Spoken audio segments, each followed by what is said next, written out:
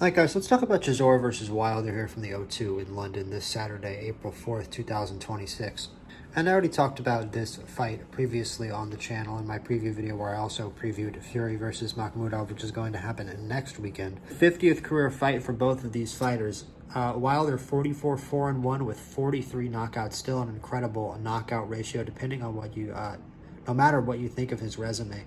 And Derek Chisora 36 wins and 13 losses, 23 wins by knockout. And Derek Chisora has fought absolutely everyone. He's fought Usyk. He fought Kabiel in 2017, if you can believe that. Did you hear of Ajit Kabiel in 2017? Because Derek Chisora did. Derek Chisora lost to Kabiel in 2017. And like a lot of his losses, people were probably saying, oh, that guy's trash, that guy's nothing. But man, he has proven time and time again that he is at the very least a formidable opponent and is capable of beating good heavyweights. And especially as he's developed his skills later into his career, he has learned how to beat good heavyweights. Now, he's never really been able to beat the elite heavyweights, and Deontay Wilder at a time was one of the elite heavyweights, but in my opinion, and in a lot of people's opinion, that was a weaker era of the heavyweight division anyway, including the fact that Wilder was such a protected fighter. And it makes Wilder something of a heel in this fight. I mean, Wilder's always playing the heel in his career. It feels like even in the fights where he was the A side, he was playing the heel. But that's just because he's a confrontational guy who has an edge. And he thrives on that intimidation factor. And I think part of the appeal of this fight is that Derek Chisora is obviously someone who isn't going to be intimidated at all by Deontay Wilder. But I think that it's honestly been a long time since the fighters that Deontay Wilder has been fighting have been afraid of him. I think that Deontay Wilder has stepped into a more dangerous era of the heavyweight division, and he's finding himself climbing back out of his comfort zone here with, we saw a fight in Terrell Herndon. I mean, when he was on his championship run, he wasn't fighting, fighters as weak as Terrell Herndon. But in terms of strong opposition, when he was actually defending his WBC title, which he defended for a very long time, it's Luis Ortiz is the class of those title defenses. Tyson Fury is by a wide margin the hardest fighter that he ever fights in those years, and it's a draw and 2 losses and an extremely damaging second loss, might I add, which I don't really believe that Deontay Wilder has ever really properly recovered from. And that's really what I wanted to start this video. It's what I originally wanted to lead with. Was my initial impression of this fight was that it's hard for me to even believe this fight is being sanctioned. I get, of course it's both of these guys' 50th career fights, like I said, but just the sheer amount of damage these two men have taken. I mean, Chisora with the 13 losses, of course, in fighting basically every significant heavyweight you can think of, and losing to many of them, by knockout. Of course, he's certainly at risk for CTE later in life. And Deontay Wilder, just with the way he acts, and just on its own, the Fury fight, like I said, Wilder took tremendous damage in the ring in that fight. He took a shot in the 3rd round that would have knocked out most fighters. It was the biggest shot that he'd taken in his whole career up to that point, and you could tell he was immediately concussed by that shot in the 3rd round, I believe, of the 3rd Fury fight. He went back to his stool before round 4, and his cornermen were talking to him, saying, "Oh, stick behind the jab." They were putting water on his forehead, and then they realized, halfway through the sentence, this guy's not with us. We need to just give this guy some time, because they realized Wilder was concussed. And then he goes out in that fight and takes 8 more rounds of punishment from Tyson Fury. He was in that fight. That 3rd fight was very even up until Wilder took that shot. And from then on, Fury won nearly every round of that fight behind the jab and just beat Wilder up. Wilder didn't have, his head movement. He didn't really have his equilibrium at the same way that he did in the first few rounds.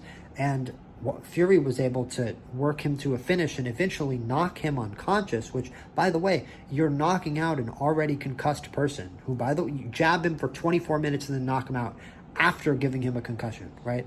It's doing tremendous damage to Deontay Wilder's brain, and you can see that he has not been the same fighter since that 3rd Fury fight, just from the concussive damage he took in that fight, because all those jabs, all that dominant work that Fury did from round 3 to round 11 was adding on top of an already concussed fighter who was then knocked unconscious. Brutal. This is a brutal sport. This is a blood sport. And Deontay Wilder was at the nastiest end of it. And at that time he was a 1-loss fighter who didn't believe that he made every excuse for why he lost that 2nd fight. And he was going out in that 3rd fight to prove everybody wrong. And he proved his toughness that night, but at what cost? I really believe that that night is where the power started to go for Deontay Wilder. And I don't know. Deontay Wilder can say that he's got his power back. I didn't see it in the Herndon fight, like I said. I definitely didn't see it in the Zhang fight. I mean, Parker has been knocked out multiple times, I believe, since he fought Wilder, since he beat Wilder. And Wilder couldn't knock him out, right? So, I mean, I don't see any proof that Wilder still has this power. And like I said in my previous video addressing this fight, Wilder is definitely in trouble if his camp is not telling him to stick to fundamental boxing in this fight, because this fight could go to round 12, and the last thing you need to tell a fighter who built his whole game on power and doesn't have his power anymore is tell him that he still has that power. The worst thing you can do is lie to him. Don't do that. Please. Deontay Wilder was an underrated fundamental boxer, if anything. He needs to stick to his fundamentals in order to win this fight, because Derek Chisora's fundamentals are still going to be there around 12. That's Derek Chisora's whole game.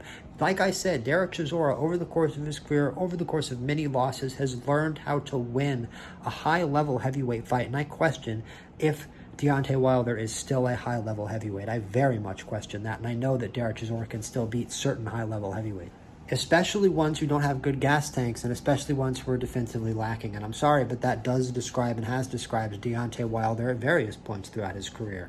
And we've seen Deontay Wilder get stunned now time and time again, both versus Fury and versus Zhang. And I believe that Chisora is more than capable of landing a stinging shot through Wilder's guard, especially a more tired Wilder's guard in the second half of the fight, and then swarming him with hooks, and because he's a great inside fighter, Derek Chisora, that's his whole game. Get him stunned, swarm him with hooks, knock him down, get him on shaky legs. And I mean, sorry, Derek Chisora is a great swarming fighter, and right now I'm talking about a round 10, round 11 Deontay Wilder, right? If Derek Chisora can get a swarming finish like that in the late rounds, if he can even be there in the late rounds, which I'm sure that he can, you could be looking at a late round stoppage win for Derek Chisora. And that's really what this fight and what this matchup has screamed at me the entire time. I think that, like in the Parker fight, Wilder can make it dangerous early on, and that Wilder definitely, he sees a crackable chin in Chisora. He sees somebody who's been knocked out before. He thinks of his own right hand, and the way that his right hand used to hit people, and he thinks, I can probably still hit a more damaged fighter like a Derek Chisora that way. I think that remains to be seen. I think that if you go back and you look at Derek Chisora's actual resume and the people who have knocked him out, yeah, I'll tell you what, man, there's really not a lot of washed-up fighters in there. In fact, there really isn't a washed-up fighter in there. When you consider Dillian White to have been washed up in 2018, I don't think Dillian White was washed up in 2018. He was far from washed up then. So I don't really see how a 40-year-old Deontay Wilder is going to get a finish in this fight. I'm very hesitant and very speculative on that. And I also think that Derek Chisora is just a fighter more on the ascendancy. I understand that the idea is that both of these guys are kind of on their way out, but Derek Chisora is more of the guy on the ascendancy, although he's also, definitely achieved more legitimacy, I feel like, in the eyes of boxing fans over the course of his career, despite Wilder, of course, being, the championship level guy, Chisora being the gatekeeper. Chisora's resume is just insane, and Wilder was so protected that, I think it's a matter of Wilder seeking out a little bit of, respect from the boxing fans here. And, if we get a 12-round war, I think it will give Wilder respect. But I think every boxing fan should respect Wilder after that third Fury fight and what he put himself through for all of our entertainment. Because, to be honest, that's the kind of damage that you don't want to see a fighter take. And it's why I'm, speculative on this fight. And I'm not really sure that fights between fighters who've taken this much damage and this much brutal concussive damage from top heavyweights for so long should be sanctioned. Two guys, especially if this just turns into a bludgeoning match, which it very well could. Although I am hesitant on all of that, the idea of a swarming finish. I think that actually the most likely conclusion for this fight, even though I'm picking a Chisora KO, the most likely conclusion is that this fight could get pretty boring in the second half. These two guys could gas out, and it could turn into kind of a hug fest and get kind of slow. I think even that kind of fight still favors Chisora because he's got the better gas tank and he's the better inside fighter. But yeah, I'm picking Derek Chisora in this fight. I really actually don't see a lot of ways that Deontay Wilder can win this fight, although I think his fan base is going to be very vocal and his support. I'm certainly not the biggest Deontay Wilder fan, although I would like to see him. I think that he could put on a career best performance here. Imagine if, he does get dragged into a war and he pulls that right hand out late in the fight. That'd be magical. That'd be great. I'd love to see that, even though, again, like I said, do I really want to see a knockout in this fight? I kind of rather, for the sake of both of these guys, brains later in life and them not having horrific brain damage, that this fight honestly just end in a clinch fest, or that fights like this honestly just don't get sanctioned at all in the future. But let me know what you guys think. I'm still going to be watching, of course. It's going to be very entertaining, I'm sure, for the rounds that these two guys actually are swinging and trading and giving it their all to try to get a KO, because this fight is obviously made for a KO. And that's what everybody's going to be expecting. So let me know in the comments. Pick a fighter, pick a round, and like and subscribe for all the combat sports content in the future. I'll be back next week with my Makhmudov versus Fury preview. So, yeah, peace out, you guys. We'll see you on the next one.